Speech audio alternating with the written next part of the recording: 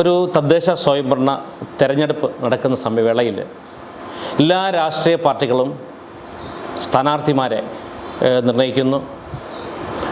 ആ സ്ഥാനാർത്ഥിമാരെ കൊണ്ട് നമ്മളിലേക്ക് കടന്നു വരുന്നു. അപ്പോൾ ഈ സ്ഥാനാർത്ഥിമാരെ നിർണ്ണയിക്കുമ്പോൾ തന്നെ ഓരോ പഴയ ഒരു കാലഘട്ടത്തിൽ നിന്ന് വ്യത്യസ്തപരമായിട്ടാണ് ഇപ്പോഴത്തെ സാഹചര്യം നടന്നു പോകുന്നത്. കാരണം ഇപ്പോൾ സ്ഥാനാർത്ഥിമാരെ നിർണ്ണയിക്കുന്നത് ഒരു രാഷ്ട്രീയ പാർട്ടിയല്ല, തികച്ചും ഒരു ജാതിയാണെന്ന് പറയാൻ സാധിക്കുന്നുണ്ട്. കാരണം ഇവിടെ ജാതീയ രാഷ്ട്രീയമാണ് ഇവിടെ നടക്കുന്നത്. ഇപ്പോൾ അത് നടക്കുന്നതിൻ്റെ കാരണവും ഈ ജയിച്ചു വരുന്നവർ അവർ ചെയ്തിരിക്കുന്ന പ്രവൃത്തികളും അല്ല അവർ വിനിയോഗിച്ചിരിക്കുന്ന ഫണ്ടുകളും അതും കൂടെ വിലയിരുത്തുവാണെങ്കിൽ വളരെ നല്ല ചിത്രം നമുക്ക് ലഭിക്കുകയും ചെയ്യും. കാരണം നമ്മൾ ശ്രദ്ധിക്കേണ്ടത്, ഇനി മനസ്സിലാക്കേണ്ടത്, ഞാൻ ആഗ്രഹിക്കുന്നത് എന്നാന്ന് ചോദിച്ചാൽ, ഇനിയെങ്കിലും നമ്മൾ നമ്മുടെ മുന്നേ കടന്നു വരുന്ന അല്ലെങ്കിൽ ഒരു സ്ഥാനാർത്ഥിയും കൊണ്ട് കടന്നു വരും ഒരു രാഷ്ട്രീയ പാർട്ടിയുടെ അല്ലെങ്കിൽ അതിൻ്റെ വേണ്ടപ്പെട്ട ഉത്തരവാദിത്തപ്പെട്ടവർ കടന്നു വരുമ്പോൾ അവർ നമുക്ക് തരുന്ന പ്രവൃത്തിയുടെ അല്ലെങ്കിൽ പ്രവർത്തനങ്ങളുടെ ലിസ്റ്റ് നമുക്ക് തരും. എൻ്റെ ഈ 5 വർഷ ഈ കാലഘട്ടം കൊണ്ട് ഇന്ന കാര്യങ്ങൾ ഇവിടെ പൂർത്തീകരിക്കും, ഇന്ന കാര്യങ്ങൾ നമ്മളിവിടെ ചെയ്തിരിക്കും എന്നുള്ള ഒരു വാഗ്ദാനം നമുക്കായിട്ട് ഇവർ തന്നിരിക്കും.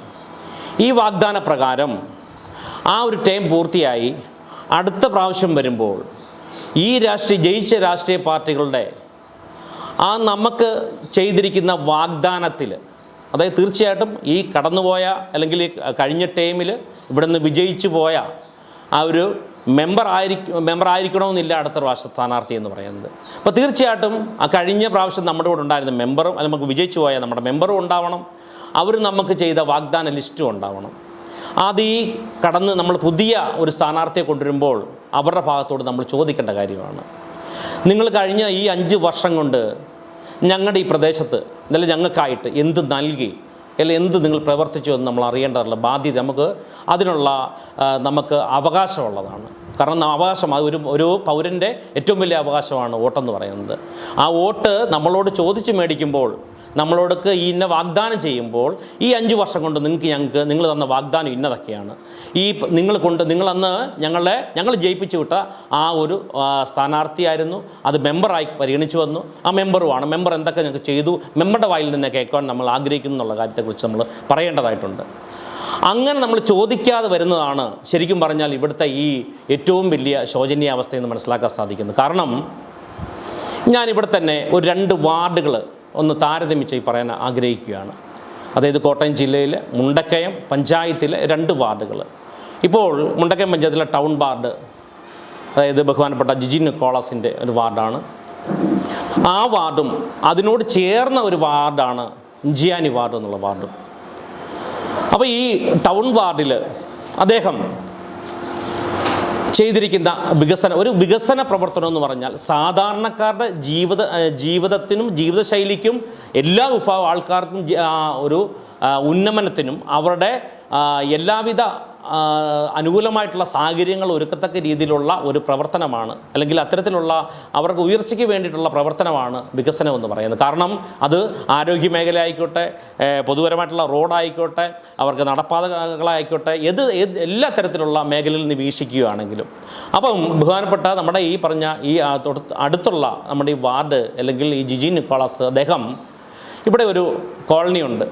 ആ കോളനിയെ അംബേദ്കർ ഗ്രാമം എന്ന ആ പദ്ധതിയിൽ ഉൾപ്പെടുത്തിക്കൊണ്ട് അതിനു വേണ്ടിയിട്ട് അതായിട്ടുള്ള ആൾക്കാരെ സമീപിച്ച് അതിനു വേണ്ടിയിട്ട് എന്തുമാത്രം പരിശ്രമിക്കാൻ പറ്റുമോ അത്രയും പരിശ്രമിച്ചുകൊണ്ട് അത് സാധിച്ചുകൊണ്ട് ആ കോളനിയിൽ എല്ലാവിധ സൗകര്യങ്ങളും, കാരണം എല്ലാവർക്കും റോഡ്, അതുപോലെ തന്നെ എല്ലാവർക്കും വെള്ളത്തിൻ്റെ സൗകര്യങ്ങൾ, അങ്ങനെ യാത്രാ സൗകര്യങ്ങൾ, എല്ലാവിധ സൗകര്യങ്ങൾക്ക് വേണ്ടി അവിടെ പ്രവർത്തിക്കുകയും മാത്രവുമല്ല ഈ വാർഡിൻ്റെ സമഗ്ര എല്ലാ പ്രദേശങ്ങളിലൂടെയും നടപ്പ് വഴികളും റോഡുകളും എല്ലാം നല്ല സഞ്ചാരയോഗ്യമാവുകയും എല്ലാ പ്രദേശത്തേക്കും അദ്ദേഹത്തിൻ്റെ വാർഡിൽ വെള്ളത്തിന് ബുദ്ധിമുട്ടുണ്ടാകുന്ന എല്ലാ പ്രദേശങ്ങളിലേക്കും അവിടെ വെള്ളം എത്തിക്കാൻ തക്കുള്ള മാർഗവും മാത്രവുമല്ല ആ വാർഡ് വിട്ട് വെളിയിലേക്കും ഒരു വരുമാന മാർഗമായി ഒരു മാസം ഇത്ര രൂപ എന്നുള്ള രീതിയിൽ വെള്ളം വിറ്റും കൂടെ ആ ഒരു വാർഡിന് ഒരു വരുമാനം ഉണ്ടാകും, സൊസൈറ്റി രൂപീകരിച്ച് വരുമാനം ഉണ്ടാക്കാൻ സാധിച്ചു.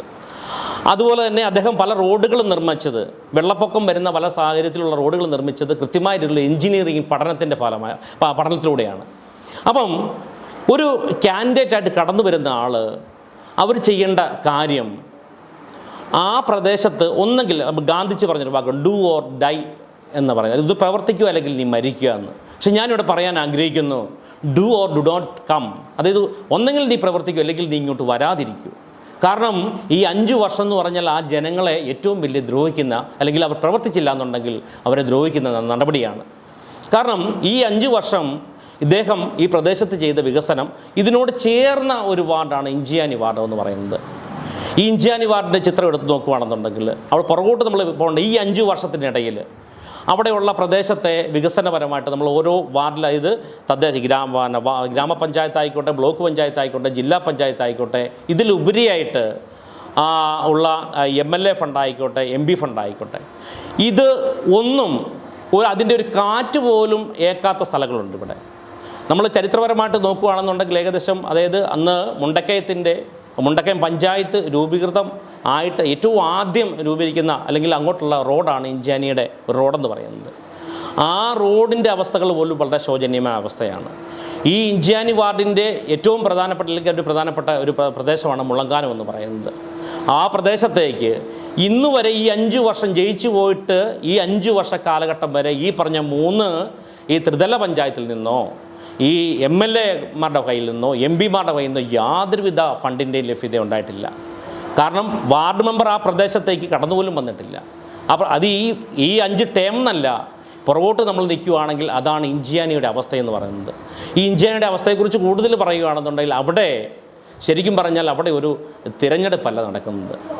അവിടെ അവർ കൂടിയിട്ട് ഒരു ജാതിപരമായിട്ടുള്ള ആളിനെ അവിടെ കണ്ടെത്തുകയും അദ്ദേഹത്തെ നിർത്തുക, ജയിപ്പിക്കുക. അവിടെ രാഷ്ട്രീയമില്ല. ആര് കടന്നു വന്നാലും അതിനോടനുബന്ധിച്ച് അവർ പ്രതിനിധാനം ചെയ്യുന്ന ആ ഒരു കമ്മ്യൂണിറ്റി വിശ്വാസത്തോടനുബന്ധിച്ചുള്ള ഒരു വികസനമല്ലാതെ ഒന്നും അവിടെ നടപ്പായിട്ടില്ല.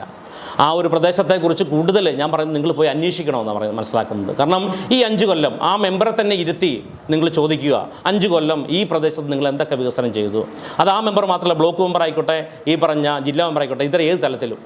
കാരണം മുളങ്ങാനം എന്ന പ്രദേശത്ത് ഇപ്പോഴും 2 കിലോമീറ്ററോളം അവിടെ ഒരു മനുഷ്യൻ ഒരു അസുഖമായിക്കോട്ടെ, ഒരു മരിച്ചതായിക്കോട്ടെ, ഒരു ഏത് ചടങ്ങായിക്കോട്ടെ, അങ്ങോട്ട് 2 കിലോമീറ്ററോളം ചുമന്നുകൊണ്ടാണ് പോകുന്നത്. ഓർക്കണം, ഇത്രയും നമ്മൾ വടക്കേ ഇന്ത്യയെക്കുറിച്ചൊക്കെ വളരെ നമ്മൾ പറയുന്നുണ്ടായി. ഈ ചുറ്റുപാട് നമ്മുടെ നമ്മുടെ തൊട്ടടുത്ത് നടക്കുന്ന സംഭവമായത്. കാരണം അങ്ങോട്ടുള്ള റോഡിൻ്റെ ശോചനീയാവസ്ഥയാണ്. കാരണം നമ്മൾ ഒന്ന് പറയുകയാണെന്നുണ്ടെങ്കിൽ ഏകദേശം ഒരു 70-80 വർഷത്തിനോളം മുൻപ് അവിടെ ഒരു ദേവാലയമുണ്ട്, ശ്മശാനം കൂടിയുണ്ട്.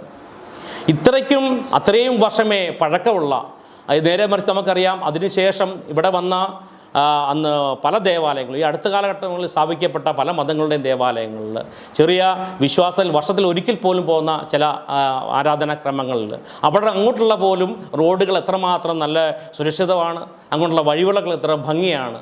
അപ്പോൾ ഇത് ഒരു വിഭാഗം ആൾക്കാർ, അവിടെ ഒരു പ്രത്യക്ഷരക്ഷാ ദൈവസഭയുടെ ദേവാലയമുണ്ട്. അപ്പോൾ ഒരു വിഭാഗം ആൾക്കാരിലേക്ക് യാതൊരുവിധ വികസനവും എത്തിക്കാത്ത രീതിയിലുള്ള അങ്ങോട്ടുള്ള റോഡുകളോ അങ്ങോട്ടുള്ള അവിടെ ഒരു മനുഷ്യൻ പോലും താമസിക്കുന്നുള്ള ഒരു പരിഗണന പോലും കൊടുക്കാതെ ഓരോ വർഷങ്ങളിൽ ഈ ഓരോ തെരഞ്ഞെടുപ്പ് സമയങ്ങളിലും ഈ വാഗ്ദാനങ്ങളുടെ ലിസ്റ്റ് കൊണ്ട് മാത്രം കടന്നു വരുന്ന ഒരു സംവിധാനമാണ് നടക്കുന്നത്. അപ്പോൾ അതുകൊണ്ടാണ് 2 വാർഡുകളെ ചേർത്ത്, അതായത് നമ്മൾ പറയുമല്ലോ സൂര്യപ്രകാശം ഏൽക്കാത്ത പ്രദേശം എന്ന് പറയും എന്ന് പറയുന്ന പോലെയാണ് ഇഞ്ചിയാനി എന്ന് പറഞ്ഞാൽ ഒരു തിരഞ്ഞെടുപ്പെന്ന് പറയുന്ന ഒരു തലത്തിലേക്ക് അവർക്ക് മനസ്സിലായിട്ടില്ല എന്തെന്നുള്ളത്. അപ്പോൾ അതുകൊണ്ട് ഇവിടെ ജാതി രാഷ്ട്രീയമല്ല ഇവിടെ ആവശ്യം.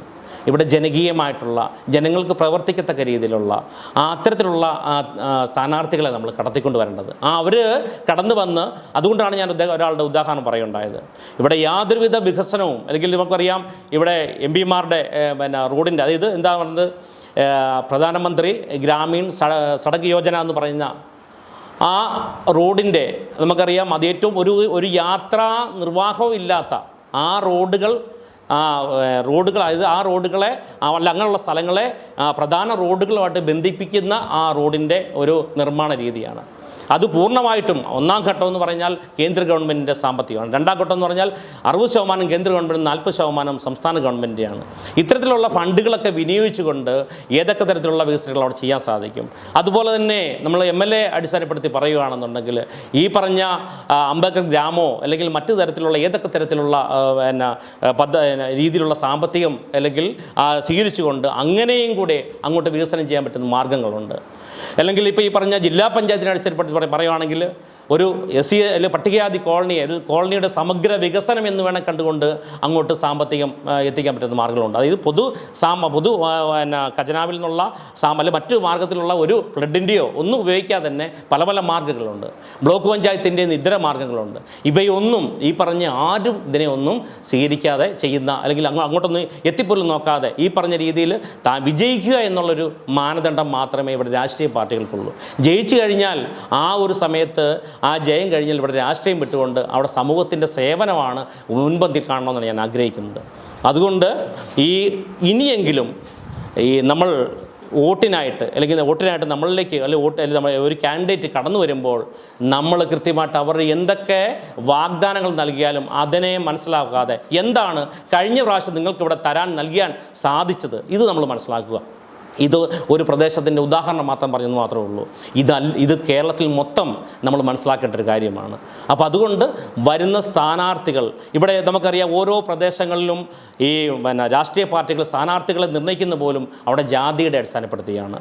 എത്രമാത്രം ഞങ്ങളുടെ ജാതിയിൽപ്പെട്ട ആൾക്കാർ അവിടെ തങ്ങളുടെ ഉണ്ടോ അതിനടിസ്ഥാനപ്പെടുത്തിയാണ് ഓരോ രാഷ്ട്രീയക്കാരും ആ സമൂഹത്തിൽ നിന്ന് ഓരോ കാൻഡിഡേറ്റിനെ വെക്കുന്നത്.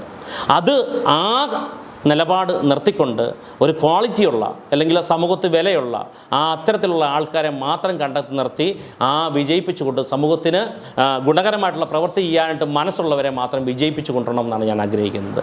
അതുകൊണ്ട് ഈ തരത്തിലുള്ള ഈ രാഷ്ട്രീയ ജാതീയ ചിന്ത നമ്മൾ വെടിയുകയും അതുപോലെ തന്നെ സമൂഹത്തിന് യാതൊരു ഗുണവും പ്രവർത്തിക്കാത്ത ആൾക്കാരെ വീണ്ടും ഈ തലത്തിലേക്ക് അടുപ്പിക്കുക പോലും ചെയ്യാതെ സ്വതന്ത്രമായി ചിന്തിച്ചുകൊണ്ട് നല്ല വ്യക്തികളെ മാത്രം മനസ്സിലാക്കിക്കൊണ്ട് അവർക്ക് വോട്ട് കൊടുത്തുകൊണ്ട് വിജയിപ്പിച്ചുകൊണ്ട് നമുക്ക് ഈ സമൂഹത്തിന് നല്ലൊരു വളർച്ചയാണ് അല്ലെങ്കിൽ ഈ രാഷ്ട്രത്തിന് വളർച്ചയാണ് ആഗ്രഹമെങ്കിൽ അത്തരത്തിലുള്ള ആൾക്കാരെ ഉയർത്തിക്കൊണ്ടുവരേണ്ടത് നമ്മുടെ കടമയാണ്. അപ്പോൾ തന്നെ നമ്മൾ മനസ്സിലാക്കുകയാണെന്നുണ്ടെങ്കിൽ ഈ ഭരണകക്ഷിയോട് അടുത്ത ടൈമിൽ ദീർഘവീക്ഷണമുള്ള കാഴ്ചപ്പാടുകൾ മനസ്സിലാക്കിക്കൊണ്ട് ചില ജാതീയ ഉന്നമനത്തിൽ നിൽക്കുന്നവർ അവരുടെ കൂട്ടായ്മകൾ ഇപ്പോൾ തന്നെ NSSൻ്റെ ഈ കഴിഞ്ഞ വർഷം നടന്ന ഒരു സംഭവത്തെക്കുറിച്ച് നമുക്കറിയാം. അതിൻ്റെ മേൽക്കോയ്മയിലിരിക്കുന്ന ബഹുമാനപ്പെട്ട സുകുമാരൻ നായരുടെ അദ്ദേഹം ഈ പാർട്ടിയോട് ചേർന്ന് പ്രവർത്തിച്ച ആ ഒരു സംഗമത്തിൽ ഇപ്പോൾ അതിനെ ആ ഒരു സമൂഹത്തിൽ നിന്ന് തന്നെ അനുകൂലിക്കുന്നവരുമുണ്ട്, എതിർക്കുന്നവരുമുണ്ട്. ഞാൻ അതിനകത്ത് എതിർക്കുന്നവർ പക്ഷത്താണ്, മറ്റൊന്നും കൊണ്ടല്ല. കാരണം രാഷ്ട്രീയം വേറെ, വിശ്വാസം വേറെ. ഏത് മത നേതാക്കളും അധ്യക്ഷരും മതത്തിനോട് അടിസ്ഥാനപ്പെടുത്തിയുള്ള ആൾക്കാരും ഈ രാഷ്ട്രീയത്തിലേക്ക് കടന്നു വന്ന് രാഷ്ട്രീയവുമായിട്ട് ബന്ധപ്പെടുത്തി മുന്നോട്ട് പോകാൻ ആഗ്രഹിക്കുന്നുണ്ടെങ്കിൽ അതിനെ അതായത് വിശ്വാസ തലത്തിൽ നിൽക്കുന്ന ഒരു കാരണവശാലും യോജിക്കരുത് എന്ന് മാത്രമേ എനിക്ക് പറയാനുള്ളത്. കാരണം ഇവിടെ സ്വതന്ത്രമായിട്ടുള്ള അതായത് നല്ല രീതിയിലുള്ള ഒരു രാഷ്ട്രീയ കാഴ്ചപ്പാട് ഉണ്ടാവണം എന്നുണ്ടെങ്കിൽ മതത്തെ പൂർണ്ണമായിട്ടും മാറ്റി നിർത്തേണ്ടതായിട്ടുണ്ട്. അതുകൊണ്ട് അത്തരത്തിലുള്ള ചിന്തകളോടുകൂടി എല്ലാവരും കടന്നു വരണം എന്ന് മാത്രമാണ് വ്യക്തിപരമായിട്ട് ഞാൻ ആഗ്രഹിക്കുന്നത്. നമുക്കറിയാം ഇപ്പോൾ തന്നെ NSSൻ്റെ ജനറൽ സെക്രട്ടറി ബഹുമാനപ്പെട്ട സുകുമാരൻ നായർ അദ്ദേഹത്തിൻ്റെ സമദൂരവും ബഹുദൂരവും ഒരു ടെക്നിക്കും അദ്ദേഹം രാഷ്ട്രീയത്തിലേക്ക് അല്ലെങ്കിൽ രാഷ്ട്രീയ പാർട്ടിയോട് കാണിച്ച നേരത്തെ നിലപാടും ഇപ്പോഴത്തെ നിലപാടും അപ്പോൾ ഇതൊക്കെ തന്നെ നമുക്ക് മനസ്സിലാക്കാൻ സാധിക്കുന്നത് എന്താണ്? അപ്പം ഇതിനെ തിരിച്ചറിയാൻ വേണ്ടത്. കാരണം ഇത്തരത്തിലുള്ള ഒരു ആത്മീയ തലത്തിലുള്ളവർ ഒരു കാരണവശാലും രാഷ്ട്രീയത്തിൽ കടന്നു വന്ന് ആത്മീയതയെ രാഷ്ട്രീയമായിട്ട് കൂട്ടിക്കഴിക്കാൻ പാടില്ല. അതുപോലെ തന്നെ വെള്ളാപ്പള്ളി നടേശൻ അദ്ദേഹം പ്രതിനിധാനം ചെയ്യുന്ന ഒരു മണ്ഡലമുണ്ട്. അതിനെ രാഷ്ട്രീയത്തിലേക്ക് കൊണ്ടുവരാതെ അല്ലെങ്കിൽ അത് പൂർണ്ണമായിട്ട് രാഷ്ട്രീയപരമായിട്ട് തന്നെ പ്രവർത്തിച്ചു പോവുക. അപ്പോൾ ഇത്തരം ഈ പ്രവർത്തനങ്ങളാണ് ഒന്നും ഇല്ലാത്ത സ്വതന്ത്രമായിട്ട് ചിന്തിക്കുന്ന അല്ലെങ്കിൽ കുഞ്ഞുങ്ങളിലേക്കും ഈ വരും തലമുറകളിലേക്കും നമ്മളറിയാതെ തന്നെ അവരിലേക്ക് നമ്മളും ഈ ജാതീയത കുത്തിത്തറയ്ക്കുന്നത്. അതുകൊണ്ട് അത്തരം ചിന്തകൾ വെടിഞ്ഞുകൊണ്ട് സ്വതന്ത്രമായിട്ടുള്ള നല്ലൊരു ഭാരതത്തിന് വേണ്ടിയിട്ട് നമുക്കെല്ലാവർക്കും ഒത്തൊരുമിക്കണമെന്നുണ്ടെങ്കിൽ രാഷ്ട്രീയതയായിട്ടും അതുപോലെ തന്നെ രാഷ്ട്രീയത്തിൽ നന്മ ചെയ്യുന്നവരെ ഇവിടെ സമൂഹത്തിൽ പ്രവർത്തിക്കുന്നവരെ മാത്രം വീണ്ടും ഉയർത്തിക്കൊണ്ടുവരികയും ചെയ്യണമെന്നും അതുപോലെ ജാതീയത പൂർണ്ണമായിട്ടും വെടിയണമെന്നും മാത്രം പറയുവാൻ ഞാൻ ഈ അവസരം വിനിയോഗിക്കുകയാണ്. കൂടുതൽ വാർത്തകൾ വാർത്തകളും വിശേഷങ്ങളും നിങ്ങൾക്ക് ലഭിക്കാൻ കേരളീയം ന്യൂസ് സബ്സ്ക്രൈബ് ചെയ്യുക. കൂടെ ബെൽ ബട്ടണും അമർത്തുക.